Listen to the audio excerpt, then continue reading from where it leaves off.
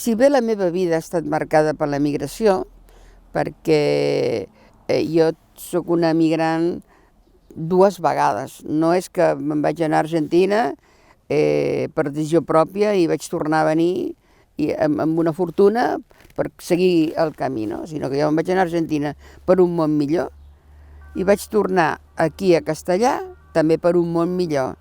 És a dir, que diverses vegades he hagut d'agafar les cartes que m'ha repartit la vida, no? Però me'n va repartir una altra, que no era un canvi de país, sinó un canvi de físic. Jo tenia 26 anys, estava casada i tenia la Marina, que tenia 6 mesos. Llavors, a mi no m'agradava massa anar amb un barco que teníem, que anàvem a pescar. I el Roberto em deia, clar, quan érem solters t'agradaven el barco. Clar, m'agradaven el barco per altres coses quan érem solters, però no per anar a pescar, precisament, no? I llavors, doncs, clar, però sempre aquest retret. Llavors, clar, jo no volia anar a pescar aquell dia, era un 25 de maig. Al final, forçada, vaig anar a pescar. Ja quan vam avançar, clar, els que no coneixen el riu Paranà, és impossible que es facin a la idea que arriba un moment que té una amplada enorme, molt gran, i bueno, ens vam posar a dormir, fins que ja anàvem pescant al riu Paranà. Ens vam posar a dormir i llavors vaig notar una olor a benzina i el vaixell va parar, aquell truc-truc, amb aquell truc-truc on també dormia, no? I de cop i volta vaig escoltar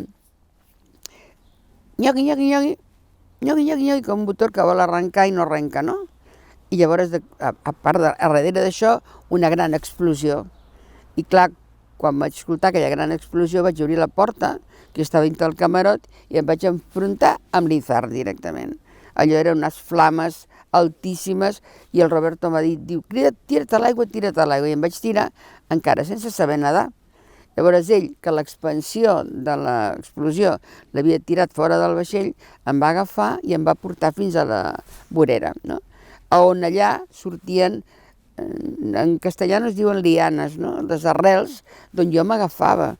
I realment va haver-hi un moment que vaig pensar que la meva vida s'acabava allà. Clar, llavors jo corria per allà i em mirava les mans i recordava quan la meva mare pelava les potes de les gallines, no? Era com una pell tota aixecada i sortida. El que jo em veia eren les mans només.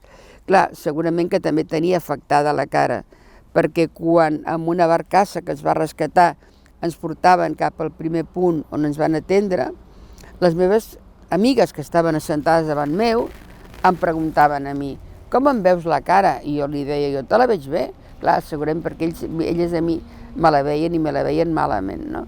I la meva cara va quedar totalment desfigurada, no? Les mans també, que va fer que jo tingués una vida nova perquè una de les coses físiques que jo tenia que eren maques era la meva cara, i la vaig perdre en aquell moment.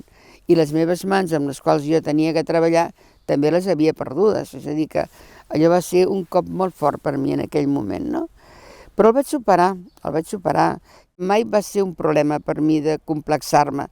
Sí que és cert que no volia agafar el transport públic perquè, clar, la gent no pot evitar que et mirin, no?